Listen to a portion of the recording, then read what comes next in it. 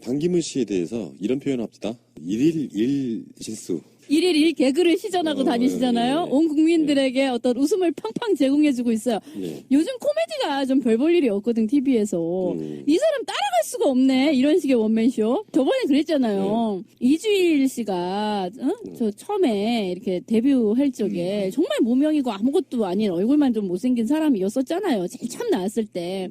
야, 일요일이다 코너에 이상해 씨랑 같이 나왔었어요. 야, 기억력 좋다. 근데 그때 그 사람이 했던, 사실은 그게 실수였다고 하는데, 환자의 눈을 이렇게 까보면서 운명하셨습니다 라고 해야 되는데, 의사 가운을 입고 자기가 자기 눈을 까보면서 운명하셨습니다 이랬던 이상한 어떤 개그가 있었단 말이에요. 그게 이제 막 큰 히트를 쳤어요. 근데 지금 반기문이 그 코드를 차용하네? 그 개그의 코드? 그러니까 턱받이를 자기가 한다라든지. 뭐 어찌됐건 간에 반기문 씨는 진짜 코미디 이거예요. 그런 건 진짜 애교고. 반기문한테 난 이런 걸 봤어요. 이 사람 정치를 하면 안 되겠구나 했던 절대 안 됩니다. 지점이 예. 기자들 앞에서 하소연을 한 거야. 돈이 너무 많이 든다. 지금 마포 쪽에 캠프가 2군데가 있대요. 근데 거기 들어가는 비용이 상당하겠죠. 사람이 움직이니까. 근데 지금 당장 선거 예비 후보 등록도 된 게 아니라서 후원금 모집도 불가능해요. 결국에는 자기가 그 돈을 써야 되는 거예요. 그렇지. 자기 사비 털었다 이거지. 네. 돈이 너무 많이 들어가고 어쩔 수 없이라도 입당을 해야겠다. 이런 뉘앙스를 말하는 너무 거예요. 속내를 빤히 들여다냈잖아. 그렇게 말하면 정치인 자격이 없다는 거죠. 예를 들어서 내가 반기문이라면요. 나 같은 성격에도 속내는 어떻든 간에 당당하게 내가 책임질 테니까 따라와. 그런 느낌으로 가져야 되는데 돈이 많이 드니까 정당에 들어가겠다. 이 논리를 지금 시전하심으로써 모든 정치인들한테 저 사람 근수가 바로 나와버린 거예요. 그렇죠. 정당이 그러니까 ATM기냐라는 얘기가 바로 야당에서 나온 거죠. 근데 정말 적합한 표현이고 솔직히 반기문은요 10년간 해외에 있다가 떠있던 사람이잖아. 그런 사람이 국내에 헬기를 어디다가 착륙을 시킬 것이냐 하고 이렇게 망을 보고 있던 차에 원래는 이 사람은 그랬겠죠. 새누리당이 온전한 상태에서 자기가 꽃가마 타고 내려올 줄 알고 있었겠지. 근데 그게 아니요. 착륙 지점이 불타고 있어. 막 이렇게 돼서 어디에 앉아야 되나 이렇게 막 우회를 하던 중에 뭐 이렇게 반이 막 반쪽아리가 났다 그러고 뭐 등등등등 이렇게 됐는데 근데 그때에 어디든가 그래도 앉긴 앉으실 거잖아요. 이렇게 물었을 때에, 그러니까 지금까지는 국내에 전혀 당내에 지분도 없고 아무 기반이 없다. 그런데도, 나름, 굉장한 어떤 그 대우, 국내에서 마치 일당, 그 후보나 됐냐 이렇게 대우를 해주고 있는 판에 그 당은 그럼 어떻게 하실라고 딱 물으니까 글쎄 뭐 어디든 하긴 해야 되겠지 내 돈이 생돈이 들고 있는 상황이니까 이 말을 해버린 거지. 이게 현실이 녹록치 않은 게 박근혜 탄핵이 반기문에게 주는 영향 같은 건데 대선 같은 경우는요 240일 전에 예비 후보 등록을 받아요. 이게 8개월 전이지. 그러니까 숫자로 말하면 올해 같으면 4월 20일부터 시작하는 거예요. 12월 달에 대선이 있는 걸로 가정하면.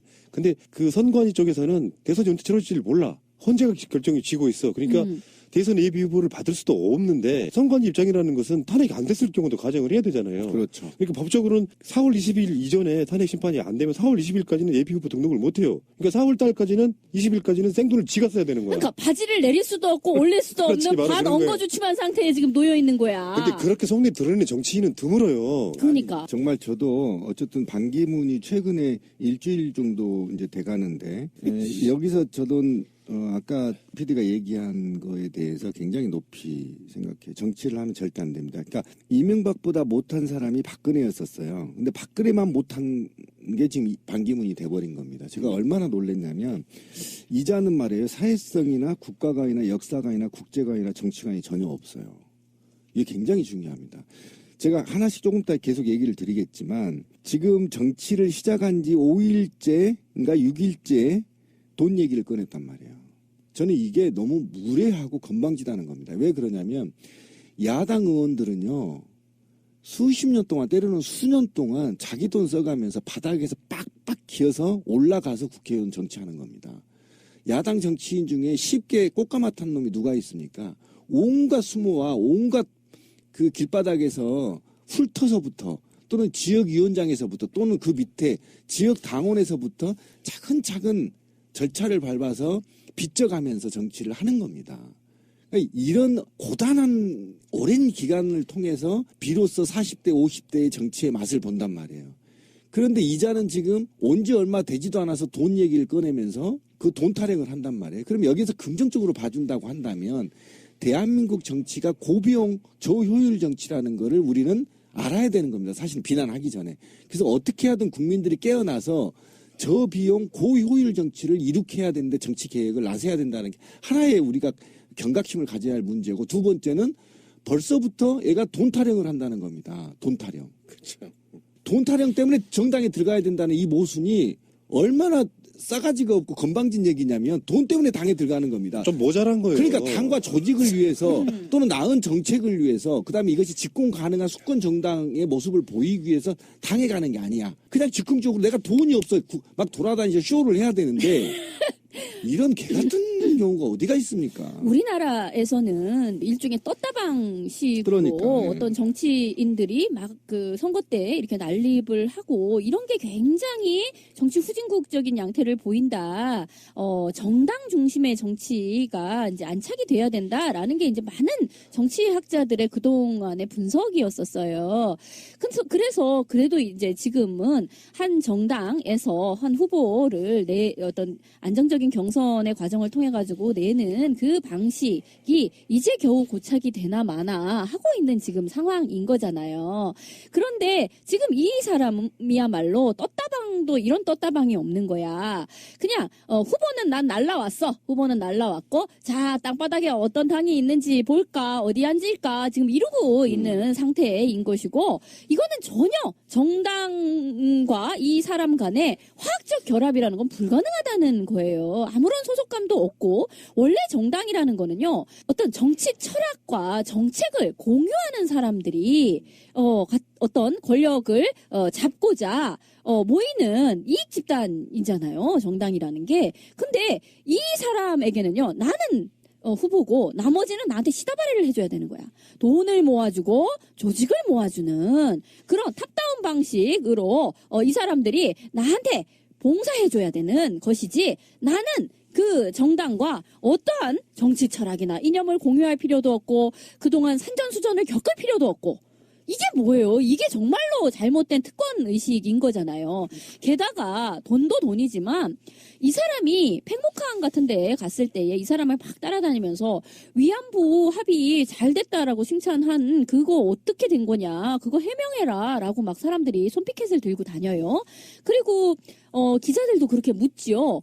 위안부 합의에 대해서 지금도 그렇게 잘 된 거라고 생각을 하느냐, 이렇게 많이 묻고 있단 말이에요. 그런데 이 사람이 그거에 대해서 또 불편한 속내를 드러냈어. 뭐라고 얘기하냐면, 기자놈들이 나쁘대. 기자 나쁜 놈들이래. 그렇게 묻는 기자들이 나쁘대. 와, 워딩도 박근혜랑 어쩜 그렇게 똑같아. 나쁜 사람. 라고 얘기를 하면서, 내가 뭐 언제 위안부 합의에 대해서 내가 뭐 그렇게 대단한 잘못이라도 한양 그렇게 자기를 몰아붙인다는 거야. 그냥 틸거리에서 대충 잘 되었다라는 정도의 이야기를 한 것을 가지고 나를 왜곡된 형태로 몰아세운다, 이렇게 얘기를 하고 있는 거예요. 무슨 기자가 나쁜 사람들이래. 그런데 지금 민중의 소리에 우리 방송에도 자주 나오시는 김원식 기자님이 또 뭔가를 파헤치셨어요. 뭐가 나왔어. 뭐냐면 이 사람이 2013년도에 대담집을 낸 게 있는데요. 놀라워라. 일본이 머리 숙이고 사과할 필요가 없다. 아시아 나라들에 대해서 일본이 자꾸 이렇게 사과를 해야 된다는 식의 요구를 하는 것은 부당하다. 일본에 대해서 사과 카드를 남용하지 말아라. 그리고 한일 관계에 대해서는 건설적인 관계가 되는 것이 동아시아 안보에 도움이 된다. 이게 지금 그 위안부 합의를 둘러싼 한중일 삼각동맹 그거가 무엇이 다릅니까? 2013년도에 이미 이 사람은 이런 생각을 하셨네. 그러니까 미국의 충실한 똥개로서 그 역할만 충실히 한 거라고 보고요. 불과 얼마 전이죠. 한국에 들어오기 직전에 뉴욕에서 기자간담회 했거든요. 거기서 했던 말이 더 좀 충격적이라고 좀 보는데, 정당이 뭐가 중요하냐고 했어요. 그런 개념이 없는 사람인 거예요. 기자들이 물어볼 거 아니에요. 한국에 들어가면은 어느 정당으로 가실 겁니까? 라고 물어보면 정치적 철학이 없으니까 정당이 뭐가 중요하냐? 난 후보고. 뒤에 가로 열고가 빠져 있는 거예요. 나를 모셔가는 곳이 중요하지. 그게 어디든 상관없이. 정치 철학 없음. 돈도 없음이 아니고 돈도 쓸 수 없음. 그럼 이 사람은 뭐 어떻게 돼야 돼?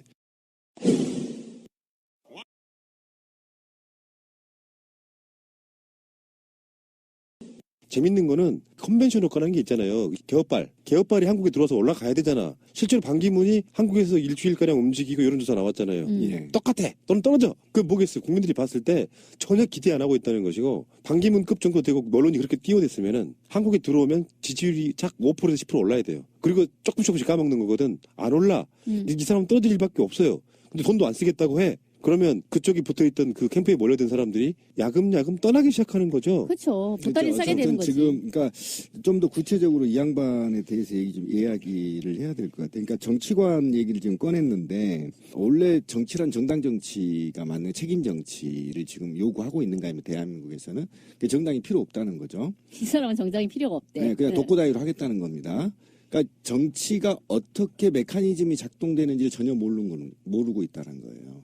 그리고 자기가 어떤 정치를 어떻게 실현할 건지 로드맵도 없다라는 겁니다. 그래서 저는 정치관이 거의 제로 상태에 있다. 그냥 자기가 유엔 총장이 당선이 돼서 마치 유엔 총장처럼 혼자 독고다이로 돌아다니는 것처럼 좀 느껴지는 겁니다. 이게 어떤 게 문제가 있냐면 정치적인 파트너십이 존재하지 않다는 겁니다. 그러니까 제왕적 대통령을 꿈꾸고 있는 겁니다. 지금은 제왕적 대통령보다 소통하는 대통령, 그죠? 그 다음에 낮은 대통령, 그 다음에 국민의 심부름꾸름의 대통령이 돼야 되는데, 자기가 지금 이후에 쭉 얘기하겠지만 모순적인 가치관을 갖고 있는 그런 정치 철학을 가지고 자기가 국가를 운영하는 데 있어 국민은 거기에 구성 요소나 또는 정치적 동기는 필요 없고 넌 내 말 하면 따라와라는 제왕적 이런 구시대 발상을 하고 있다라는 겁니다. 그런 게 지금 곳곳에서 드러나고 있는데, 그 다음에 이제 아까 지민님 얘기한 역사관 얘기를 좀 한번 해보고 싶어요. 그러니까 소녀상이나 한일 협상, 그 다음에 사드 문제에 대해서 이어져서 계속 이제 막말이 오고 있지 않습니까? 그러니까 사드 관련의 문제는 반드시 도입하는 것이 마땅이라고 하고. 마땅히. 내가 여기까지는 이해한다니까요. 지 주장이니까. 그런데 그것을 반대하는 성주 주민을 지역 이기주의로 몰고 이것이 마치 국가 방위나 한반도 평화에 악영향을 미치는 것처럼 지역 주민들을 매도해버렸단 말이에요. 그리고 이제 와서는 이순신 장군이 강주 사람이라는 거예요. 나 그게 너무 웃겨. 아산 사람 아니에요? 아니, 원래 서울에서 태어났어, 이순신. 아산에서 결혼해서 사는 사람이고, 현충사가 아산에 있다란 말이에요. 근데 이 현충사의 문제는요, 이순신 전기에 보면 다 나와요. 거기서 어떻게 생활했는지, 막 막대기 들고 싸우고 어렸을 때 그런 과정들이 나온 게 아산을 배경으로 나온단 말이에요, 다. 그러니까 사람들이 아산이 출신인지 아는데 사실은 서울이고요. 그 다음에 이 사람이 어떻게 강주에서 가장 유명한 장수는 김덕령 장군이에요. 충장사 굉장히 유명합니다. 김덕령 장군이 충장사라는 곳이 있어요. 무등산 바로 밑에. 그 일화도 굉장히 유명하거든요. 누나하고의 갈등 문제로 장군이 크게 크는 과정들이 있어요. 충장로가 있는 거잖아요. 예. 그런데 이게 바로 이 양반이 대한민국에서 가장 대한민국 국민이 존경하는 사람이 이순신 장군이잖아요. 1위에 지금도. 그렇죠. 그런데 그 양반의 출신지도 모르고 그 양반이 전라도 광주래. 진짜 고문관이에요. 자, 그런데 그리고 아까 지민님 얘기한 게 이 정도의 역사관을 갖고 있는 놈이 기자들이 지 한 말을 따서 기자는 거짓말 안 합니다. 인용만 합니다. 인용 띵띵. 그렇지. 인용을 한 건데 거기다 대고 나쁜 놈이라고 욕을 한 거예요. 나쁜 놈이래 기자한테.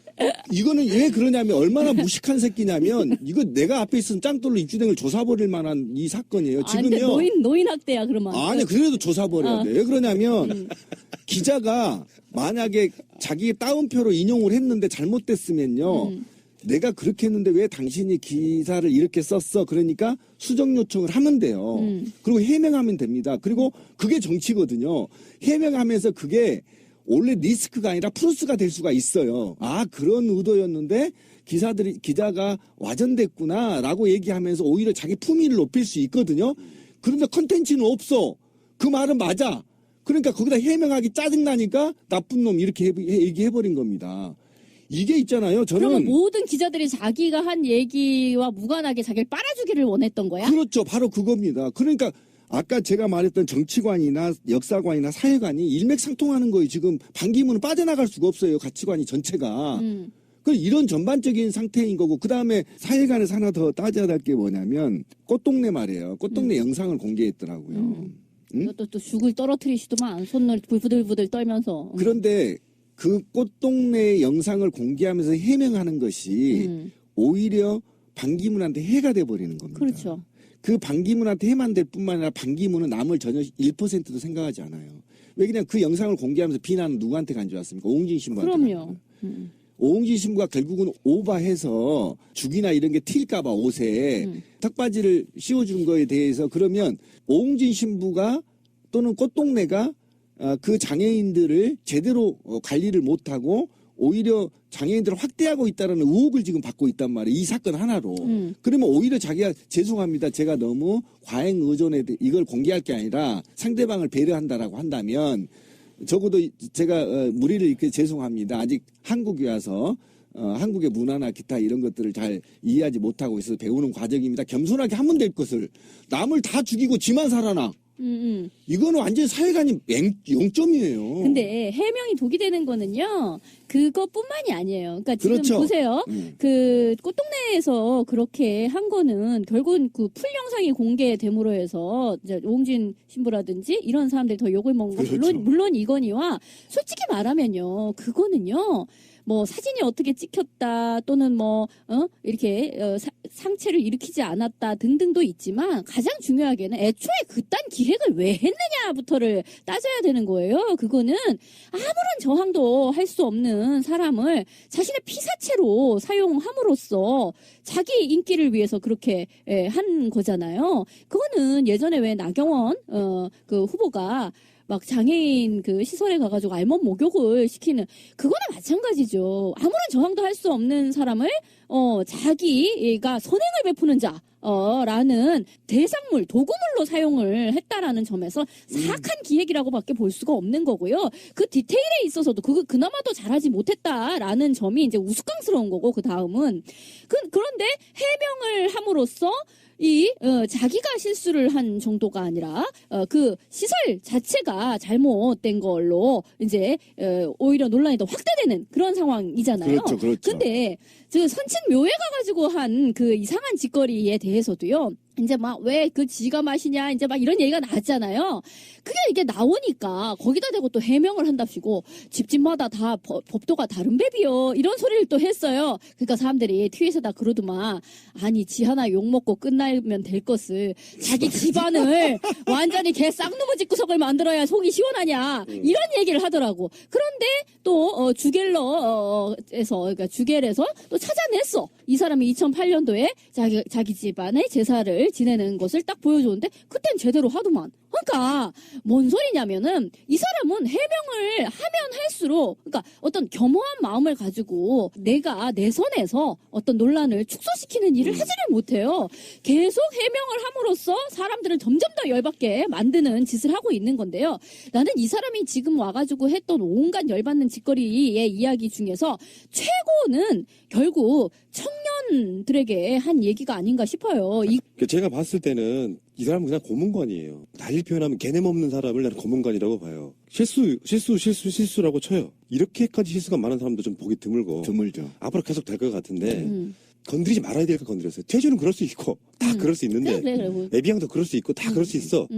그런데 청년 문제는요. 박근혜가 불과 얼마 전에 중동가라고 했다가 그러니까 대통령에 오를 자들은 밖에 나가서 개고생해라 이렇게 말하면 안 되고 내가 당신들을 위해서 뭔가 이 자리를 만들고 싶은데 날 찍어줘. 요거 개념으로 가야 되거든요. 근데요, 이 사람은요, 이 일종의 타임머신 같은 거를 타고, 뭐랄까, 과거에서 그냥 온 사람이에요. 그러니까, 왜 한국은 다이나믹 코리아라고 얘기를 하잖아요. 한국에서 이 사람 10년 떠 있었어요.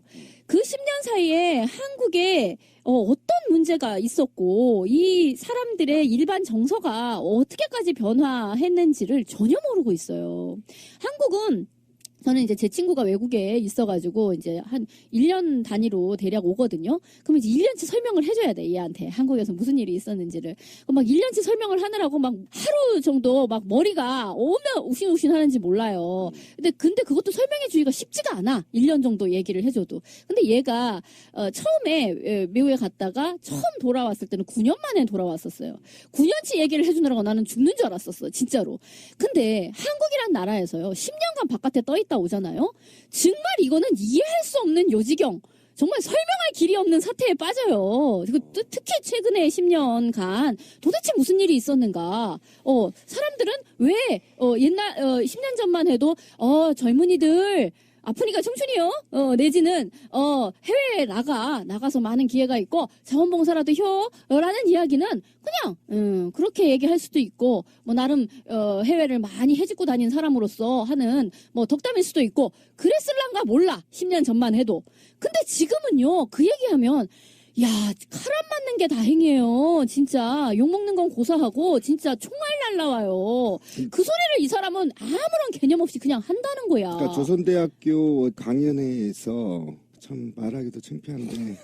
아이고 진짜 부끄러워 죽겠어. 네. 그 사람이 유엔에 가서 국적 코리아를 달고 활동했다는 게 10년이 다 보이거든. 진짜 부끄럽다고. 일단 진미님이 10년 외국에 나가 있다고 했는데 이 아이는 평생 외가 있었어요. 장관직 빼고. 네, 외교관이었으니까. 근데 그 좀 짚어봅시다. 젊어서 개고생해야 된다라고 얘기한 것까진 좋아요. 그다음에 글로벌 스탠다드 마인드를 가져라. 이 말과 취업을 못하면 자원봉사라도 좀 해라. 인턴을 확대해야 된다. 글로벌 마인드. 그 시대는요. 5년 전에 가버렸어요. 아까 지민님 얘기했죠. 한국 사회에서는 5년 전부터 글로컬 리더십이라고 얘기를 합니다. 그러니까 뭐냐면 글로벌 리더십은 이미 국제사회에서 통용되지 못하고 있다. 그래서 글로컬리즘은 뭐냐면 내 것이 세계적인 것이요. 이거예요. 한국말로 하면. 그러니까 네가 갖고 있는 특유의 네 지역이 갖고 있는 특유의 문화를 국제 문화와 융합해서 새로운 문화, 새로운 청년 리더의 철학을 가질 때인 거예요, 지금. 그러니까 우리가 한번 보세요. 그러니까 김치가 세계적인 것이여 가는데 전라도 김치를 미국에다 갖다 주면 먹겠냐고요. 제가 쉽게 설명하는 거예요. 전라도 김치를 미국의 젊은 층의 입에 맞게 새로운 미국의 문화와 결합시켜서 그 입맛과 결합시켜서 만들어내는 게 미국 김치란 말이에요. 그렇게 가라는 거예요. 예전에 5년 전에는 그냥 우리 것이 세계적인 것이니까 김치를 막 먹이게 만드는 거야. 미국인한테. 근데 안 먹어 해보니까. 그러니까 이제는 그러지 말고 미국의 글로컬과 한국의 글로컬이 결합된 새로운 문화가 창출되는 사회란 말이에요. 그래서 대한민국의 모든 고등학교, 대학교들이 글로컬리즘을 양성한다고 지금 돼 있단 말이에요. 그런데 이것도 좀 후진적인 거고요. 그 다음에 인턴 제도는 이미 이명박 정부 때 폐기된 정책입니다. 박근혜 때 손도 못 내봤어요. 초기에 내놨다가. 인턴제에 폐배가 있었고요. 그 다음에 자원봉사 얘기인데요.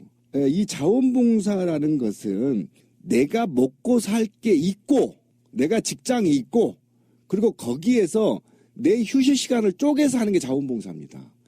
자원봉사 먹을 게 없고 의식주가 해결이 안 됐는데 자원봉사를 하면 어쩌라는 겁니까? 내 미래는 누가 책임지고 나는 누구하고 결혼하고 나는 향후에 자식을 어떻게 낳고 자원봉사다마다 죽으라는 거예요? 그러니까요. 이게 이 사람이 10년 전에 이 얘기를 했으면 그럭저럭 먹히는 얘기라니까. 그래도 2개밖에 안 먹혀. 아니 그러니까 보세요. 그게요. 그때 그러니까 노무현 정권 때 또는 그때에서 바로 이명박 정권 넘어갈 때 대략 그 정도를 한번 생각을 해보자요. 우리 머리를 그때로 한번 되돌려 보자고. 그때는요. 뭐가 글로벌 스탠다드가 어쩌고 저쩌고 얘기를 하면 그럴듯하게 들렸어요. 진짜로. 말장난이지. 그러니까 대충 그렇게 들렸어. 그런데 그거에 대한 폐해를 이미 다 경험을 하고 있어요. 그러니까 보세요. 글로벌 좋아. 세계에 국경이 없어져. 좋아. 다 뭔가 앞으로 대단히 미래가 막 좋게 느껴지는 그런 느낌이 있어요. 그런데 글로벌이 뭔지를 이제는 너무 잘 알아. 뭐냐면 이거는요. 상류층에게 있어서 글로벌은요, 뭐 비행기 타고 미국에 갔다가 홍콩에 갔다가 한국에 왔다가 별장은 저기 하와이에 있고 뭐는 어디에 있고 하는 식의 아주 최상층에게에서의 뭐 정말 자본의 국경 없는 이동과 그런 식의 어떤 상류층이 전 세계를 무대로 아주 희희낙낙으로 사는 그거가 있을 수 있죠. 그런데 돈이 없는 상태의 사람에게 세계화 내지는 글로벌은 도대체 무엇이냐면 이주노동자가 되는 거예요. 이주노동자. 그러니까 박근혜가 중동 가서 뭐 어째라라고 하는 거는요. 중동 가서 우리가 건설 노동자 되고 빡빡 일하는 이야기야. 그러니까 이주노동자가 그러니까 세계화의 산물로서 이주노동자가 있잖아. 전 세계에. 그러니까 세계화가 돼서 다 좋아지는 게 아니고 상류층은 무지하게 좋아지고 거기 밑바닥에 깔리는 사람은 무지하게 괴로워지는 가정도 해체되고 내 삶의 터전도 없어지고 이걸 말하는 네. 거예요. 그래서 이 지금 신비님이 이야기한 거기 글로컬의 이야기는 뭐냐면은요.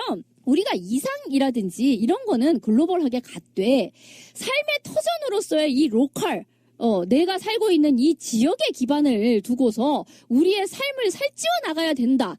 이 개념으로서 왜 박원순 서울시장이 이야기한 동네 살리기 프로젝트라든지 그런 등등이 있는 거예요. 무슨 지금 뜬구름 잡기식의 이야기를 하고 있냐고. 그러니까 그 해외 나가라고 하는 말은 다르게 표현하면 완전히 느낌이 달라져요. 경제 난민.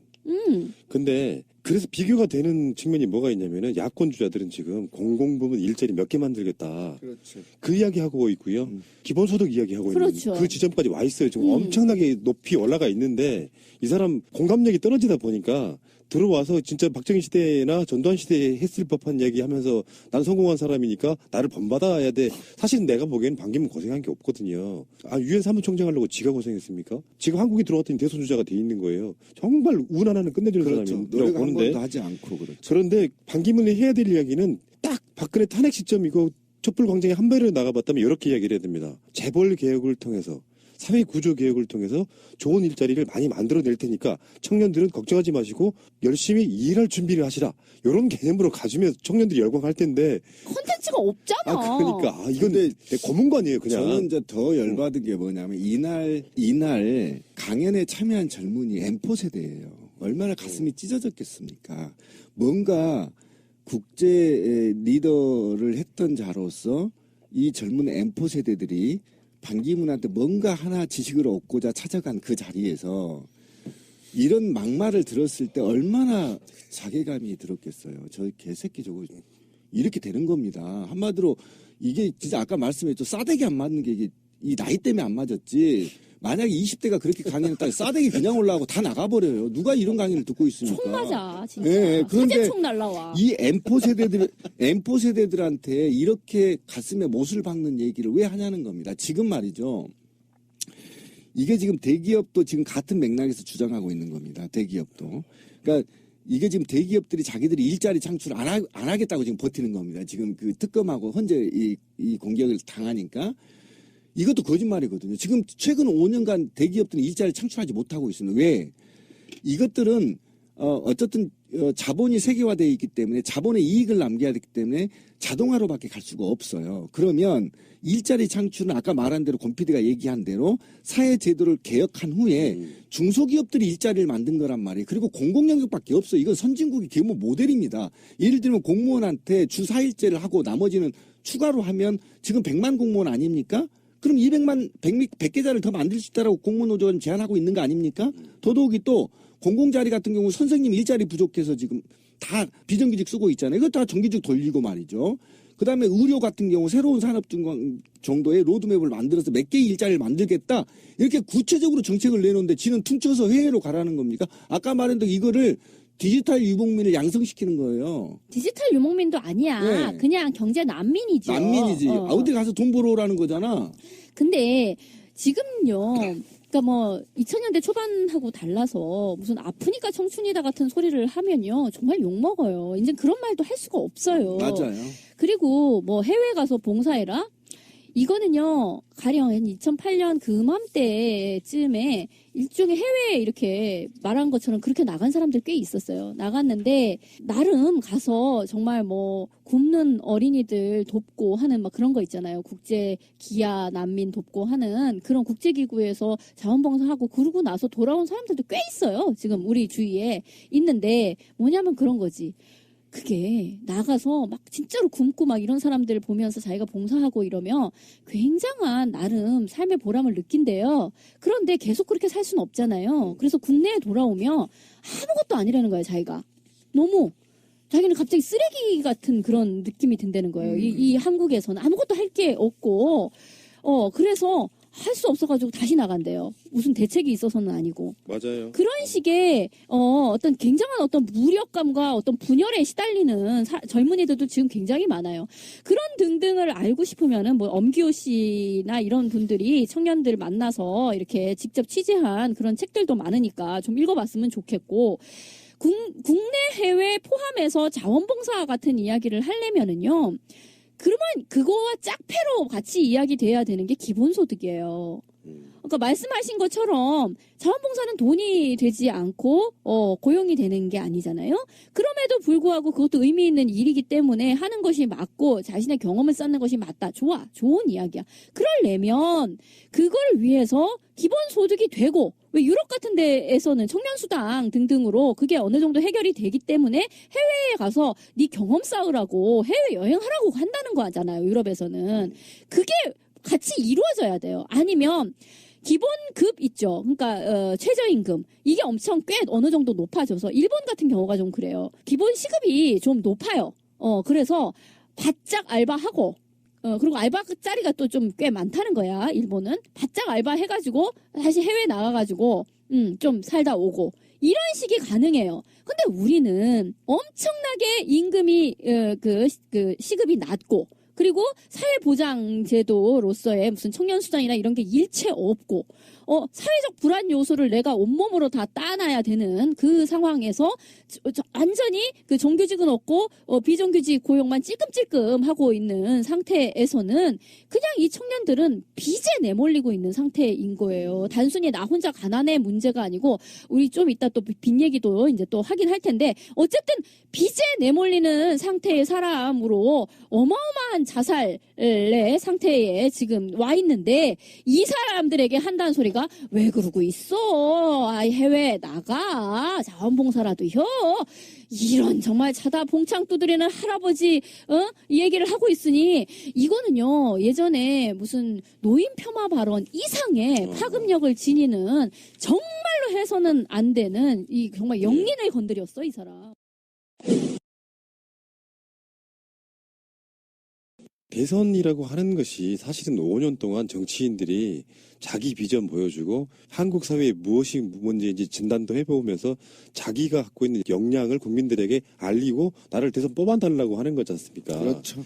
그래서 계속해서 연속해서 그 나라에 거주하기를 법으로 정해놓은 거예요. 그거를 지금 이번에 선관위가 이상하게 해석하면서 반기문 출마 자격이 있다고 유권 해석을 내려버렸던 것도 문제지만, 그건 뭐 나중에 다른 식으로 다루더라도 내놓고 이야기하는 것들을 보면 전 사실 그래요. 저는 뭐 반기문을 지지하거나 새누리당류를 좋아하는 사람이 아니기 때문에 남의 새끼니까라고 그냥 비판하는 게 아니고, 그런 자들이 한국에 들어와가지고 대선 후보가 된다는 아직 한국 사회의 어떤 그 저급함, 그쪽 사람들의 어떤 그 마인드가 저는 부끄럽다는 거예요. 맞아요. 그러니까 맞아요. 그 굉장히 좋은 얘기를 했는데, 아까 제가 말했던 5가지의 관 중에 국기에 대한 맹세도 할지도 모르는 사람이었죠. 그 이야기 한번 짚고 넘어갑시다. 네. 국기에 대한 경례를 했는데 인사를 먼저 그렇죠. 그러니까 하다가 인사를 하다가 이렇게 되는 거예요. 전혀 몸개그의 달인이야. 국가관도 아주 개판인데, 방금 얘기한 게 그렇습니다.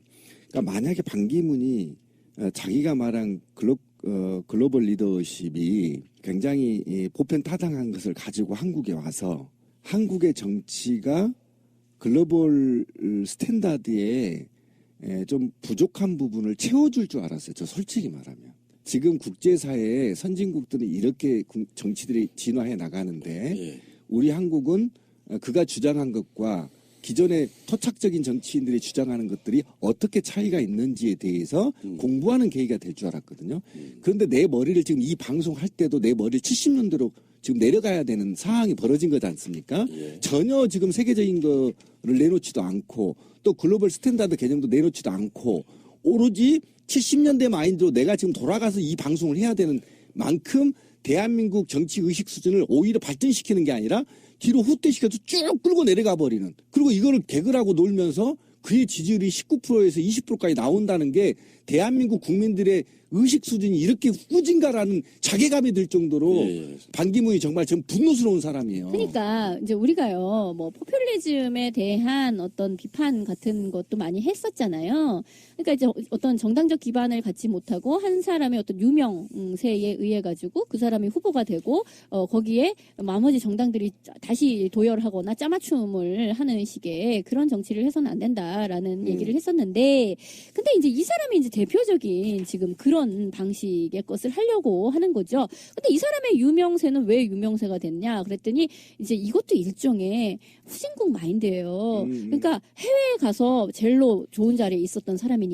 그러니까 이를테면 변방 의식인 거야. 말하자면 여기가 지방이에요. 지방에서 어메 누구누구네 누구가 서울 가서 출세했디야. 서울에서 높은 자리에 있다 내려왔디야. 이런 식의 마인드인 거예요. 변방의 의식인 거죠. 그러니까 그러면 그 사람은 어떻게요? 여기 와가지고 아무 자리라도 아무 기관장 자리라도 하나 꿰차는 것이 맞지? 지금 거의 그 수준의 지금 사고를 하는 거예요. 네, 그래서 한국에 와서 보여주는 몸개그 첫 번째 그건 그냥 해프닝이라고 치고 각종 인터뷰 같은 게 드러나는 어떤 뭐 대언론관이라든지 위안부 합의 세월호 문제 또는 청년 문제 같은 것들이 드러나는 그 사람의 어떤 부실함, 허약함, 좀 모자람, 심지어는 고문관. 근데 저는 코어는 두 가지라고 보는데요. 하나는 유엔이 어떻게 유권 해석을 내려주느냐예요. 이제는 출마 자격이 있다 없다 그 부분하고, 두 번째는 지금 이제 비리 쪽에 연결돼 있는 건데요. 다른 거는 그냥 동생, 조카, 아들이라고 칩시다.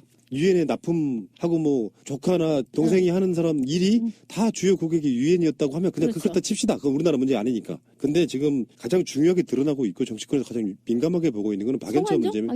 박연차 문제인데 그 당시 그랬다는 거예요. 이인규 중수부장이 박연차 그 게이트 때 돈 준 사람이 누구누구냐 이렇게 불러라 하니까 적어냈을 거 아니에요. 더 있잖아. 그 정도는 부족해라고 해서 거기에 지금 반기문이 들어있는데, 진짜 재밌는 거는요. 지금 박영수 특검이 그 당시 변호사였어. 그 당시에 박연차의 변호사였기 때문에 너무나 잘 알고 있다는 너무 겁니다. 웃겨. 그러니까 박연차를 변호했던 박영수 특검이 반기문을 수사할 수도 있는 이 상황까지 와버린 거거든요. 고소 고발만 있으면 얼마든지 가능하다고 보는데.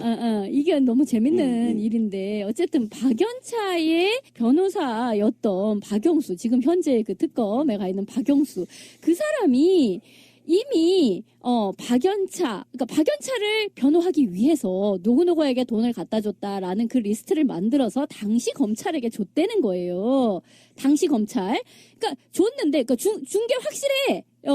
그래서 그게 검찰로 넘어갔는데, 그때에 누구가 받았다라는 것이 나올 적에 이 사람은 빠졌다는 거야, 반기문은. 그리고 나서 이제 노무현 전 대통령이 이제 서거를 하는 바람에 더 이상 뭐 캘 거 없고 그냥 덥세 넘어가세 이렇게 됐다는 거예요. 그래서 그럼 그 파일은 어디에 가 있느냐, 그 서류는 어디가 있느냐, 검찰청 캐비넷에 고이고이 들어있지 이걸 누가 없앨래야 없앨 수도 없는 거니까 그대로 있음 이라는 거죠. 그래서 만약에 이 반기문이 이걸 보도를 한 한겨레나 이런 쪽에다가 고소 고발을 하면 바로 검찰청 캐비넷이 열린다라는 이야기예요. 제가요 최근 영화 소개 하나 할게요. 더킹이라는 영화, 이번에 더킹 예, 조인성 주연, 정우성이 나오는데요. 정말 미남 둘이 나오니까 정말 참 물론 눈호강도 하는 데다가 그게 중요한 게 아니라 검찰 권력을 통해 본 한국의 현대사를 보여주는데요. 지금 제가 말씀드린 검찰청 캐비넷에 있지라는 것이 도대체 무엇을 의미하는지를 이 영화는 너무나 친절하게 이야기를 해줍니다. 거기에 딱 명대사가 그런 게 있어요. 사건도 김치처럼 익혀 먹어야 맛있다. 검찰 놈들은 자기한테 들어온 사건 그 모든 팩트 진실들을요 자기네 좋을 대로 김치독에다 묻어놓습니다. 필요할 때 꺼내서. 그렇죠. 적당히 익었을 때에, 또 자신들이 불리할 때, 또는 국면 전환을 해야 될 때에 거기서 하나씩 딱 꺼내가지고 씁니다. 지금 이 사건이 거기에 들어가 있는 사건이라는 거예요. 지금 정치권에 아주 미묘하게 흐름이 지금 시작됐는데, 박지원을 보면 합니다. 박지원이 국민의당 대표 됐죠. 그래서 외연 확장이나 안철수를 포기하는 듯한 뉘앙스가 좀 있었어요. 근데 그거를 갑작스럽게 거둬요.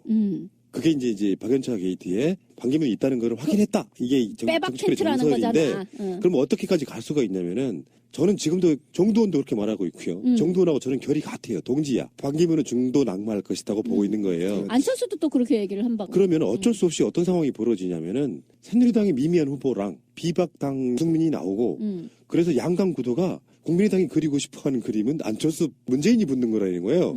그렇죠. 그 정도로 1대1로. 그러니까 지금 역대 이렇게 스포트라이트를 받고 들어왔지만 컨벤션 효과 전혀 미미한 사람은 이런 사람도 드문 거예요. 그러니까 사실은 반기문이 저렇게 똥볼을 계속 찾아오면서 대권 주자로 가 있는 게 솔직히 말하면 야권 입장에서는 가히 나쁘지도 않아요. 그렇죠.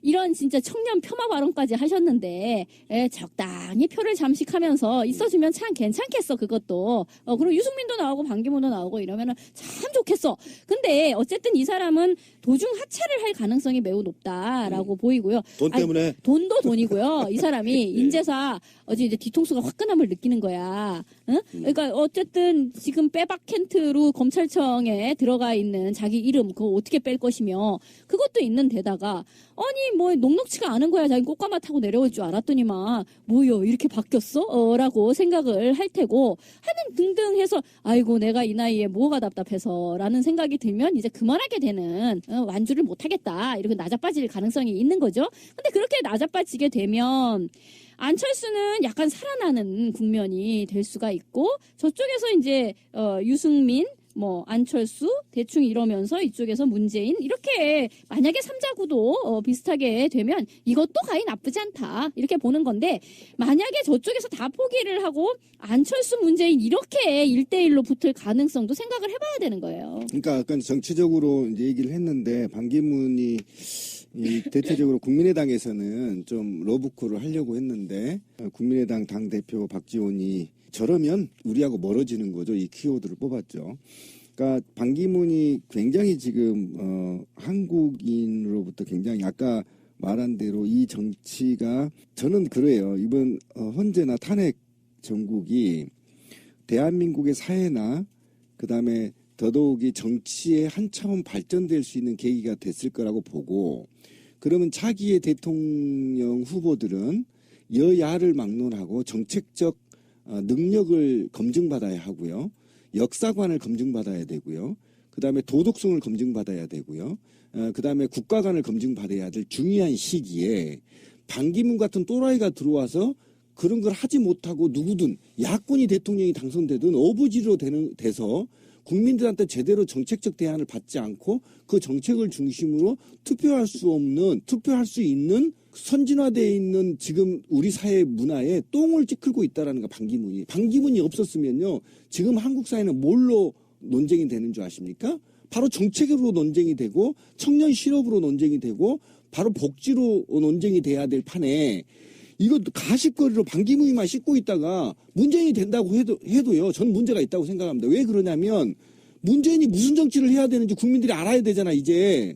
그런데 그런 것들이 다 없어져. 그럼 유승민하고 붙었다고 쳐요. 안철수하고. 그럼 세 사람의 정책을 비교하면서 국민들이 이 후보가 정책이 훨씬 더 진보적이구나. 이걸 냉철하게 분석을 하고 그다음에 누가 또 부정부패 척결의 의지가 강한가 이런 것들을 종합적으로 보고 찍어야 되는데 이거 뚱뚱같이 양아치 같은 놈이 와가지고 막 흔들어 놔버리니까 이게 정치로 가야 돼. 무슨 정책으로 가야 돼. 아니면 사람 됨됨이를 파악해야 돼.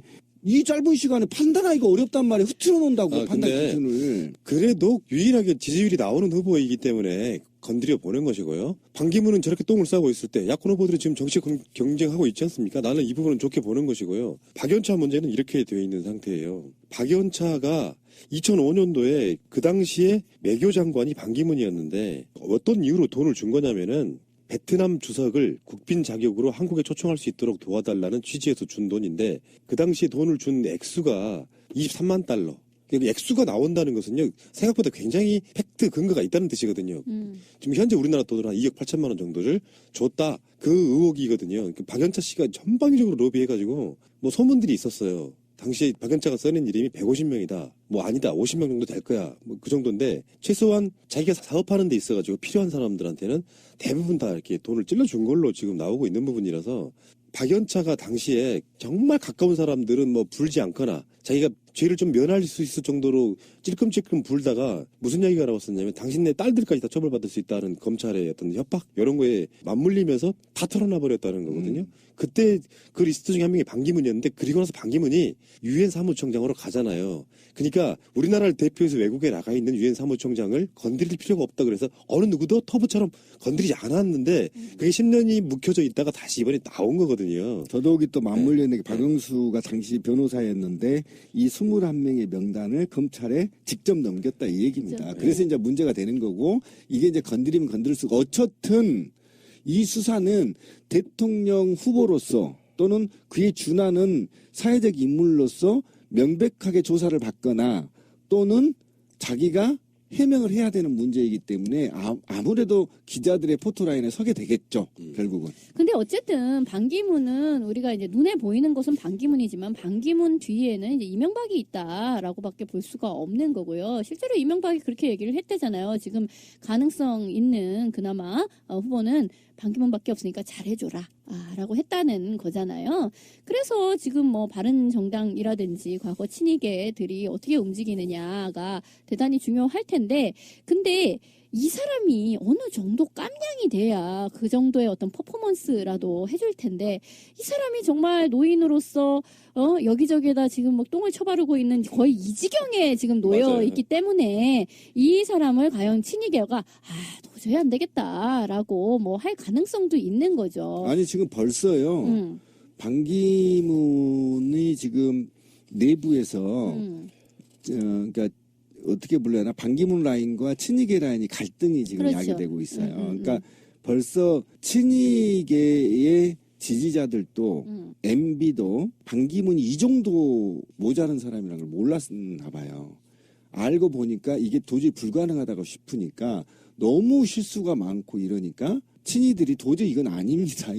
이게 골 때리는 일이 벌어질 겁니다. 이렇게 이제 얘기가 내부에 오고 간다는 겁니다. 실제로 역사관이나 기타 전체에 보면은 박근혜만 못해요 지금. 그러니까 그러다 보니까 이제 깜짝 놀란 거야 친이계가. 뭐 이런 사람이 있나 이렇게 돼서 지금 갈등이 불거지고 있다라는 그러니까 거죠. 이를테면 박근혜 같이 모자란 사람이 어떻게 대통령이 되었나라는 것도 이를테면 이명박 그 당시에 이제 그 여당이 대안이 없다. 그냥 박근혜 뭐 별로지만 그냥 결사옹위해서 가자 이렇게 됐던 거잖아요. 다 도와라 그냥 뭐 이렇게 된 건데 근데 그 짓을 했더니 끝이 안 좋잖아. 임기 남겨놓고 지금 탄핵을 쳐 맞았잖아요. 지금 그런 실수 자기들도 너무 안 되는 거는 그냥 그렇게 할 수가 없었던 건데 에이씨 똥 튀겼네라고 생각을 할 텐데 거기다 대고 반기문이를 띠칸이 데려와 봤더니 이건 진짜 고문관 중에 또 고문관인 거야. 그래서 이 친이계 입장에서도 진짜 어디서 선수도 왜 이게 다 모자라라고 했겠지 자기들도. 재밌는 현상을 한번 보셔야 됩니다. 물론 반기문의 정치적 센스 때문에 그런 거 있어요. 촛불 집회도 가겠다. 박근혜하고 통화에서는 잘 됐으면 좋겠다. 이렇게 하잖아요. 그러니까 반기문이 들어와서 컨벤션 효과로 지지율이 오르는 게 아니고 황교안의 지지율이 올랐습니다. 물건을 봤더니 물건이 심하게 부실해. 그래서 우리 거 그냥 고쳤다 뭐 이런 느낌인 것 같아요. 그렇지. 보수들은. 그러니까 어쨌든 이제 똥 얘기가 자꾸 나오는데 이명박이 웬만한 똥은 치울 수 있어요. 워낙 지가 저지른 죄가 많은데. 근데 반기문이 지금 설사를 싸대고 다니기 때문에 이명박에게 채울 수가 없는 거예요. 누구도 그 똥은 못 치워. 세상을 지켜나 그렇죠. 그 반기문한테 해만 될 뿐만 아니라 반기문은 남을 전혀 1%도 생각하지 않아요. 왜 그냥 그 영상을 공개하면서 비난은 누구한테 간 줄 아십니까? 오홍진 신부한테. 그럼요.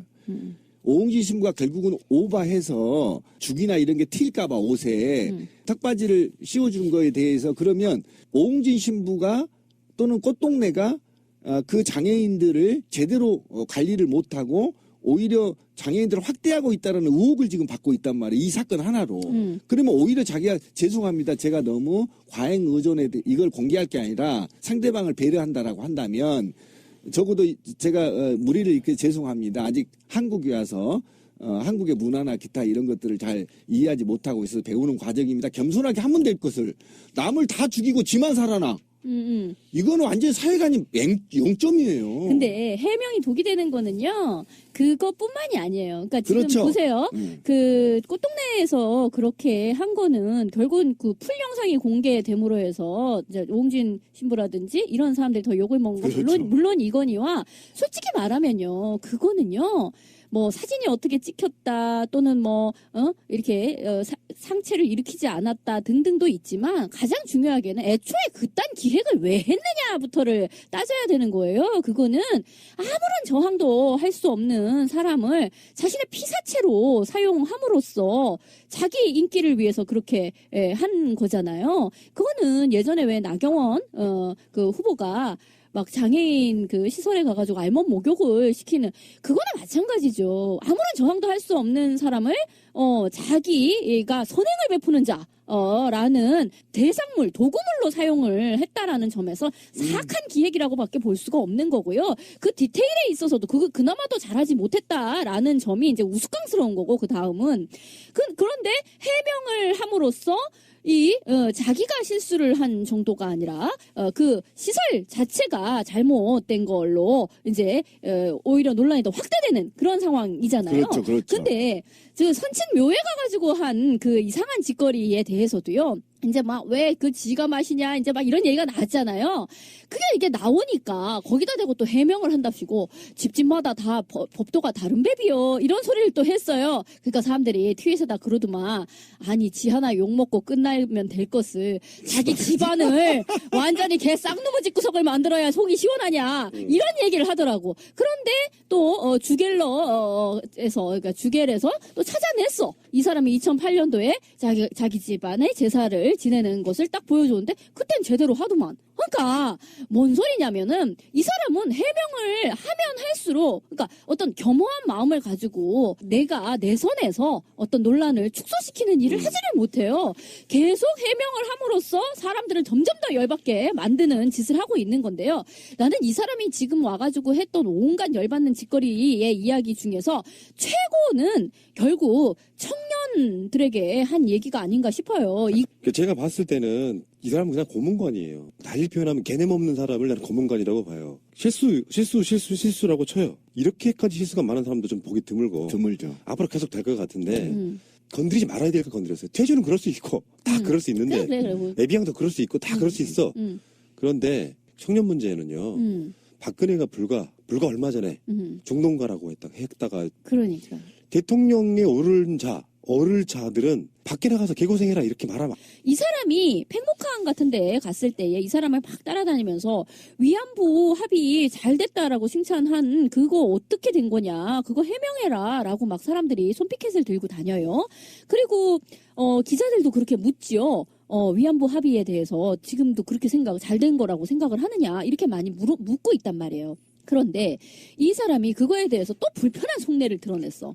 뭐라고 얘기하냐면 기자놈들이 나쁘대. 기자 나쁜 놈들이래. 그렇게 묻는 기자들이 나쁘대. 와, 워딩도 박근혜랑 어쩜 그렇게 똑같아. 나쁜 사람. 라고 얘기를 하면서 내가 뭐 언제 위안부 합의에 대해서 내가 뭐 그렇게 대단한 잘못이라도 한 양 그렇게 자기를 몰아붙인다는 거야. 그냥 틸거리에서 대충 잘 되었다라는 정도의 이야기를 한 것을 가지고 나를 왜곡된 형태로 몰아세운다. 이렇게 얘기를 하고 있는 거예요. 무슨 기자가 나쁜 사람들이래. 그런데 지금 민중의 소리에 우리 방송에도 자주 나오시는 김원식 기자님이 또 뭔가를 파헤치셨어요. 뭐가 나왔어. 뭐냐면 이 사람이 2013년도에 대담집을 낸 게 있는데요. 놀라워라. 일본이 머리 숙이고 사과할 필요가 없다. 아시아 나라들에 대해서 일본이 자꾸 이렇게 사과를 해야 된다는 식의 요구를 하는 것은 부당하다. 일본에 대해서 사과 카드를 남용하지 말아라. 그리고 한일 관계에 대해서는 건설적인 관계가 되는 것이 동아시아 안보에 도움이 된다.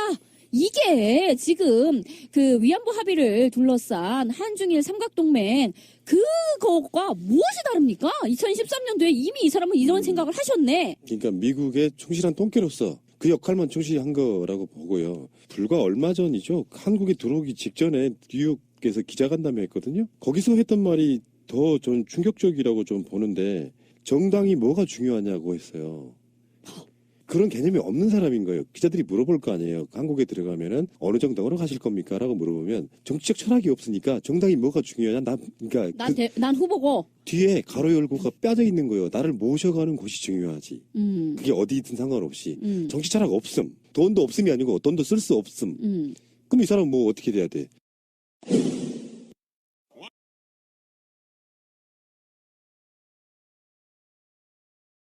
재밌는 거는 컨벤션 효과라는 게 있잖아요. 개업발이 한국에 들어와서 올라가야 되잖아. 실제로 반기문이 한국에서 일주일가량 움직이고 여론조사 나왔잖아요. 예. 똑같아. 또는 떨어져. 그럼 뭐겠어요? 국민들이 봤을 때 전혀 기대 안 하고 있다는 것이고 반기문급 정도 되고 언론이 그렇게 띄워댔으면은 한국에 들어오면 지지율이 작 5%에서 10% 올라야 돼요. 그리고 조금씩 까먹는 거거든. 안 올라. 이 사람은 떨어질 일밖에 없어요. 근데 돈도 안 쓰겠다고 해. 그러면 그쪽이 붙어있던 그 캠프에 몰려든 사람들이 야금야금 떠나기 시작하는 거죠. 그렇죠. 보따리 싸게 되는 거지. 지금 그러니까 좀 더 구체적으로 이 양반에 대해서 이야기를 해야 될 것 같아요. 그러니까 정치관 얘기를 지금 꺼냈는데 원래 정치란 정당 정치가 맞는 책임 정치를 지금 요구하고 있는가 하면 대한민국에서는 정당이 필요 없다는 거죠. 이 사람은 정당이 필요가 없대. 네, 그냥 독고다이로 하겠다는 겁니다. 그러니까 정치가 어떻게 메커니즘이 작동되는지를 전혀 모르고 있다는 거예요. 그리고 자기가 어떤 정치를 어떻게 실현할 건지 로드맵도 없다라는 겁니다. 그래서 저는 정치관이 거의 제로 상태에 있다. 그냥 자기가 유엔 총장이 당선이 돼서 마치 유엔 총장처럼 혼자 독고다이로 돌아다니는 것처럼 좀 느껴지는 돼가는데 여기서 저도 아까 PD가 얘기한 거에 대해서 굉장히 높이 생각해요. 정치를 하면 절대 안 됩니다. 그러니까 이명박보다 못한 사람이 박근혜였었어요. 근데 박근혜만 못한 게 지금 반기문이 돼버린 겁니다. 제가 얼마나 놀랐냐면 이자는 말이에요. 사회성이나 국가관이나 역사관이나 국제관이나 정치관이 전혀 없어요. 이게 굉장히 중요합니다. 제가 하나씩 조금 이따 계속 얘기를 드리겠지만 지금 정치를 시작한 지 5일째인가 6일째 돈 얘기를 꺼냈단 말이에요. 저는 이게 너무 무례하고 건방지다는 겁니다. 왜 그러냐면 야당 의원들은요. 수십 년 동안 때로는 수년 동안 자기 돈 써가면서 바닥에서 빡빡 기어서 올라가서 국회의원 정치하는 겁니다. 야당 정치인 중에 쉽게 꽃가마 탄 놈이 누가 있습니까? 온갖 수모와 온갖 그 길바닥에서 훑어서부터 또는 지역위원장에서부터 또는 그 밑에 지역 당원에서부터 차근차근 절차를 밟아서 빚져가면서 정치를 하는 겁니다. 그러니까 이런 고단한 오랜 기간을 통해서 비로소 40대, 50대의 정치의 맛을 본단 말이에요. 그런데 이자는 지금 온 지 얼마 되지도 않아서 돈 얘기를 꺼내면서 그 돈 타령을 한단 말이에요. 그럼 여기서 긍정적으로 봐준다고 한다면 대한민국 정치가 고비용 저효율 정치라는 거를 우리는 알아야 되는 겁니다. 사실 비난하기 전에. 그래서 어떻게 하든 국민들이 깨어나서 저비용 고효율 정치를 이룩해야 되는데 정치 계획을 나서야 된다는 게 하나의 우리가 경각심을 가져야 할 문제고 두 번째는 벌써부터 얘가 돈 타령을 한다는 겁니다. 돈 타령. 그렇죠. 돈 타령 때문에 정당에 들어가야 된다는 이 모순이 얼마나 싸가지가 없고 건방진 얘기냐면 돈 때문에 당에 들어가는 겁니다. 좀 모자란 거예요. 그러니까 당과 조직을 위해서 또는 나은 정책을 위해서 그다음에 이것이 집권 가능한 수권 정당의 모습을 보이기 위해서 당에 가는 게 아니야. 그냥 즉흥적으로 내가 돈이 없어 막 돌아다니서 쇼를 해야 되는데 이런 개 같은 경우가 어디가 있습니까? 우리나라에서는 일종의 떴다방식으로 그러니까, 네. 어떤 정치인들이 막 그 선거 때 이렇게 난립을 하고 이런 게 굉장히 정치 후진국적인 양태를 보인다. 정당 중심의 정치가 이제 안착이 돼야 된다라는 게 이제 많은 정치학자들의 그동안의 분석이었었어요. 그래서 그래도 이제 지금은 한 정당에서 한 후보를 어떤 안정적인 경선의 과정을 통해 가지고 내는 그 방식이 이제 겨우 고착이 되나 마나 하고 있는 지금 상황인 거잖아요. 그런데 지금 이 사람이야말로 떴다방도 이런 떴다방이 없는 거야. 그냥 후보는 난 날라왔어. 후보는 날라왔고 자 땅바닥에 어떤 당이 있는지 볼까 어디 앉을까 지금 이러고 있는 상태인 것이고 이거는 전혀 정당과 이 사람 간의 화학적 결합이라는 건 불가능하다는 거예요. 아무런 소속감도 없고 그리고 원래 정당이라는 거는요, 어떤 정치 철학과 정책을 공유하는 사람들이 어떤 권력을 잡고자 모이는 이익 집단이잖아요. 정당이라는 게. 근데 이 사람에게는요, 나는 후보고 나머지는 나한테 시다바리를 해줘야 되는 거야. 돈을 모아주고 조직을 모아주는 그런 탑다운 방식으로 이 사람들이 나한테 봉사해줘야 되는 것이지, 나는 그 정당과 어떠한 정치 철학이나 이념을 공유할 필요도 없고 그동안 산전수전을 겪을 필요도 없고, 이게 뭐예요? 이게 정말로 잘못된 특권 의식인 거잖아요. 게다가 돈도 돈이지만 겁니다. 이게 어떤 게 문제가 있냐면 정치적인 파트너십이 존재하지 않다는 겁니다. 그러니까 제왕적 대통령을 꿈꾸고 있는 겁니다. 지금은 제왕적 대통령보다 소통하는 대통령, 그죠? 그다음에 낮은 대통령, 그다음에 국민의 심부름꾼의 대통령이 돼야 되는데, 자기가 지금 이후에 쭉 얘기하겠지만 모순적인 가치관을 갖고 있는 그런 정치 철학을 가지고 자기가 국가를 운영하는 데 있어 국민은 거기에 구성 요소나 또는 정치적 동기는 필요 없고 넌 내 말 하면 따라와라는 제왕적 이런 구시대 발상을 하고 있다라는 겁니다. 그런 게 지금 곳곳에서 드러나고 있는데, 그다음에 이제 아까 지민님 얘기한 역사관 얘기를 좀 한번 해보고 싶어요. 그러니까 소녀상이나 한일 협상, 그다음에 사드 문제에 대해서 이어져서 계속 이제 막말이 오고 있지 않습니까? 그러니까 사드 관련의 문제는 반드시 도입하는 것이 마땅이라고 하고, 마땅히. 내가 여기까지는 이해한다니까요. 지 주장이니까. 그런데 그것을 반대하는 성주 주민을 지역 이기주의. 지역 이기주의로 몰고 이것이 마치 국가 방위나 한반도 평화에 악영향을 미치는 것처럼 지역 주민들을 매도해버렸단 말이에요. 그리고 이제 와서는 이순신 장군이 강주 사람이라는 거예요. 나 그게 너무 웃겨가지고. 아산 사람 아니에요? 아니 원래 서울에서 태어났어. 이순신 아산에서 결혼해서 사는 사람이고 현충사가 아산에 있다란 말이에요. 근데 이 현충사의 문제는요, 이순신 전기에 보면 다 나와요. 거기서 어떻게 생활했는지 막 막대기 들고 싸우고 어렸을 때 그런 과정들이 나온 게 아산을 배경으로 나온단 말이에요. 다. 그러니까 사람들이 아산이 출신인지 아는데 사실은 서울이고요. 그다음에 이 사람이 어떻게 강주에서 가장 유명한 장수는 김덕령 장군이에요. 충장사 굉장히 유명합니다. 김덕령 장군이 충장사라는 곳이 있어요. 무등산 바로 밑에. 그 일화도 굉장히 유명하거든요. 누나하고의 갈등 문제로 장군이 크게 크는 과정들이 있어요. 충장로가 강주에서. 있는 거잖아요. 예. 그런데 이게 바로 이 양반이 대한민국에서 가장 대한민국 국민이 존경하는 사람이 이순신 장군이잖아요. 1위에 지금도. 그렇죠. 그런데 그 양반의 출신지도 모르고 그 양반이 전라도 광주래. 진짜 고문관이에요. 자, 그런데 아는 것도 없고. 그리고 아까 지민님 얘기한 거, 이 정도의 역사관을 갖고 있는 놈이 기자들이 지 한 말을 따서 기자는 거짓말 안 합니다. 인용만 합니다. 인용 띵띵 띵띵. 그렇지. 인용을 한 건데 거기다 대고 나쁜 놈이라고 욕을 하는 거예요. 나쁜 놈이래, 기자한테. 이거는 왜 그러냐면 얼마나 무식한 새끼냐면 이거 내가 앞에 있은 짱돌로 입주댕을 조사버릴 만한 이 사건이에요. 아, 근데 지금요. 노인 학대야, 그러면. 아니 그래도 조사버려야 돼. 왜 그러냐면 기자가 만약에 자기 따옴표로 인용을 했는데 잘못됐으면요. 내가 그렇게 했는데 왜 당신이 기사를 이렇게 썼어? 그러니까 수정 요청을 하면 돼요.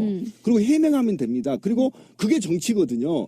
해명하면서 그게 원래 리스크가 아니라 플러스가 될 수가 있어요. 아, 그런 의도였는데 기자가 와전됐구나라고 얘기하면서 오히려 자기 품위를 높일 수 있거든요. 그런데 컨텐츠는 없어. 그 말은 맞아. 그러니까 거기다 해명하기 짜증나니까 나쁜 놈 이렇게 얘기해버린 겁니다. 이게 있잖아요. 그러면 저는 모든 기자들이 자기가 한 얘기와 무관하게 자기를 빨아주기를 원했던 거야? 그렇죠. 바로 그겁니다. 그러니까 아까 제가 말했던 정치관이나 역사관이나 사회관이 일맥상통하는 거예요. 지금 반기문은 빠져나갈 수가 없어요. 가치관이 전체가. 그 이런 전반적인 상태인 거고, 그 다음에 사회관에서 하나 더 따져야 될 게 뭐냐면 꽃동네 말이에요. 꽃동네 영상을 공개했더라고요. 이것도 또 죽을 떨어뜨리시더만, 손을 부들부들 떨면서. 그런데 그 꽃동네 영상을 공개하면서 해명하는 것이 오히려 반기문한테 해가 돼버리는. 반기문 씨에 대해서 이런 표현을 합시다. 1일 1 실수. 1일 1 개그를 시전하고 다니시잖아요. 예. 온 국민들에게 어떤 웃음을 팡팡 제공해주고 있어요. 예. 요즘 코미디가 좀 별 볼 일이 없거든, TV에서. 이 사람 따라갈 따라갈 수가 없네. 이런 식의 원맨쇼. 저번에 그랬잖아요. 이주일 씨가 저 처음에 이렇게 데뷔할 적에 정말 무명이고 아무것도 아닌 얼굴만 좀 못생긴 사람이었었잖아요. 제일 처음 나왔을 때. 야 일요일이다 코너에 이상해 씨랑 같이 나왔었어요. 야, 기억력 좋다. 근데 그때 그 사람이 했던 사실은 그게 실수였다고 하는데 환자의 눈을 이렇게 까보면서 운명하셨습니다라고 해야 되는데 의사 가운을 입고 자기가 자기 눈을 까보면서 운명하셨습니다. 이랬던 이상한 어떤 개그가 있었단 말이에요. 그게 이제 막 큰 히트를 쳤어요. 근데 지금 반기문이 그 코드를 차용하네. 그 개그의 코드. 그러니까 턱받이를 자기가 한다라든지. 뭐 어찌됐건 간에 반기문 씨는 진짜 코미디 이거예요. 그런 건 진짜 애교고 반기문한테 난 이런 걸 봤어요. 이 사람 정치를 하면 안 되겠구나 했던 절대 안 됩니다. 지점이 예. 기자들 앞에서 하소연을 한 거야. 돈이 너무 많이 든다. 지금 마포 쪽에 캠프가 2군데가 있대요. 근데 거기 들어가는 비용이 상당하겠죠. 사람이 움직이니까. 근데 지금 당장 선거 예비 후보 등록도 된 게 아니라서 후원금 모집도 불가능해요. 결국에는 자기가 그 돈을 써야 되는 거예요. 그렇지. 자기 사비 털었다 네, 이거지. 네. 돈이 너무 많이 들어가지고 어쩔 수 없이라도 입당을 해야겠다. 이런 뉘앙스를 말하는 너무 거예요. 속내를 빤히 들여다냈잖아. 그렇게 말하면 정치인 자격이 없다는 거죠. 예를 들어서 내가 반기문이라면요. 나 같은 성격에도 속내는 어떻든 간에 당당하게 내가 책임질 테니까 따라와. 그런 느낌으로 가져야 되는데 돈이 많이 드니까 정당에 들어가겠다.